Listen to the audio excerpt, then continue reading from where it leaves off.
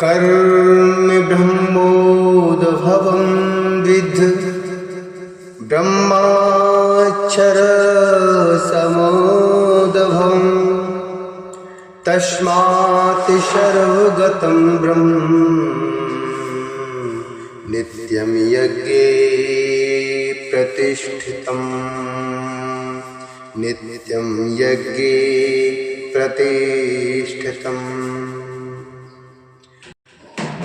वेदों में नियमित कर्मों का विधान है और ये भी साक्षात श्री भगवान अर्थात परब्रह्म से प्रकट हुए हैं। फलतः सर्वव्यापी ब्रह्म यज्ञ कर्मों में सदा स्थित रहता है।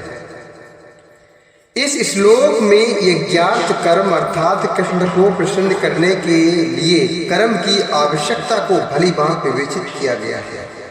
इस श्लोक में यज्ञार्थ कर्म अर्थात कृष्ण को प्रसन्न करने के लिए कर्म की आवश्यकता को भली भांति विवेचित किया गया है कि हमें क्या कर्म करना चाहिए। यदि हमें यज्ञ पुरुष विष्णु के परितोष के लिए कर्म करना है तो हमें ब्रह्म या दिव्य वेदों से कर्म की दिशा प्राप्त करनी होगी। तो हमें ब्रह्म या दिव्य वेदों से कर्म की दिशा प्राप्त करनी होगी। अतः सारे वेद कर्म देशों की संहिताएं हैं। वेदों के निर्देश के बिना किया गया कोई भी कर्म, कोई भी कार्य विकर्म या अवैध अथवा पापूर्ण कर्म कहलाता है। अतः कर्म फल से बचने के लिए सदैव वेदों से निर्देश प्राप्त करना चाहिए। अतः कर्म फल से बचने के लिए सदैव वेदों से निर्देश प्राप्त करना चाहिए। जिस प्रकार सामान्य जीवन में राज्य के निर्देश के अंतर्गत कार्य करना होता है, उसी प्रकार भगवान के परम राज्य के निर्देशन में कार्य करना चाहिए। वेदों में ऐसे निर्देश भगवान के श्वास से प्रत्यक्ष प्रकट होते हैं।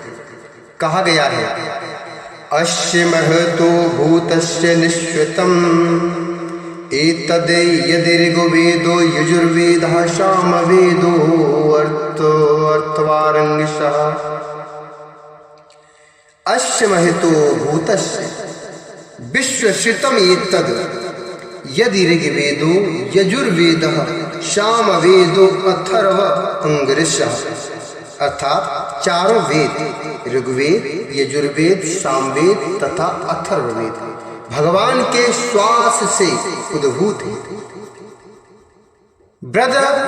बृहदारण्यक उपनिषद अर्थात ब्रह्म संहिता से प्रमाणित होता है कि सर्वशक्तिमान होने के कारण भगवान अपने श्वास के द्वारा बोल सकते हैं।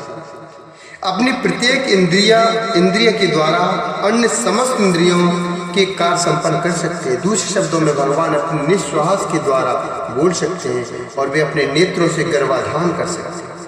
वस्तुतः यह कहा जाता है कि उन्होंने प्रकृति पर दृष्टिपात किया और समस्त जीवों को गर्भस्थ किया।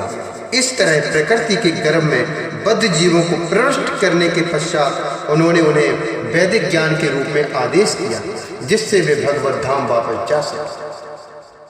हमें यह सदैव स्मरण रखना चाहिए कि प्रकृति में सारे बद्ध जीव भौतिक भोग के लिए इच्छुक रहते हैं, किंतु वैदिक आदेश इस प्रकार बनाए गए हैं कि मनुष्य अपनी विकृत इच्छाओं की पूर्ति कर सकता है और तथाकथित सुख भोग पूरा करके भगवान के पास लौट सकता है। बद्ध जीवों के लिए मुक्ति प्राप्त करने का यह सुनहरा अवसर होता है। अतः उन्हें चाहिए कि कृष्ण भावना भावित होकर यज्ञ विधि का पालन करें। यहाँ तक कि जो वैदिक आदेशों का पालन नहीं करते वे भी कृष्ण भावनामृत के सिद्धांतों को ग्रहण कर सकते हैं, जिससे वैदिक यज्ञों या कर्मों की पूर्ति हो जाएगी। एवं प्रवर्तितम चक्रम नानुवर्तयति यः अगायुरिन्द्रिया रामो मोघम पार्थ सजीवति। मोघम पार्थ सजीवति।